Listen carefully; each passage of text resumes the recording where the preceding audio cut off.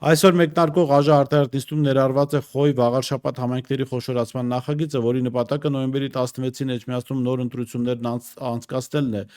Էջմիածնի քաղաքապետ Դիանա Գասպարյանի հրաժարականից հետո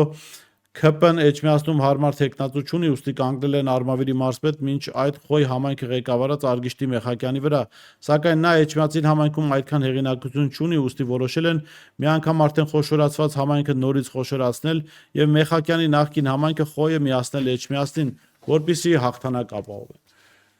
Այս դրվագով շատ փայլուն կերպով երևում է, թե ինչպիսի վերաբերմունք ունի Նիկոլ Փաշինյանը պետական ինստիտուտներին, համայնքային կառույցներին, տարածքային կառույցներին, աշխարհագրական միավորներին։ Նիկոլ Փաշինյանը թքած ունի, թե Խոյ համայնքը տնտեսապես, լոգիստիկ առումով, մշակութապես, չէ՞ որ գյուղական մշակույթներն էլ իրարից տարբերվում են։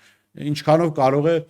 միաձուլվել Էջմիածին համայնքի հետ, բայց քանի որ այդպես պետք է,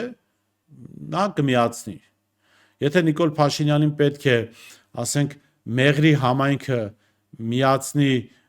Տավուշի մարզի Պառավաքար գյուղի հետ, որպեսզի ապահովի ՔՊԱ-կանի հաղթանակ, միանշանակ դա կանի, որևէ խնդիր չի տեսնի։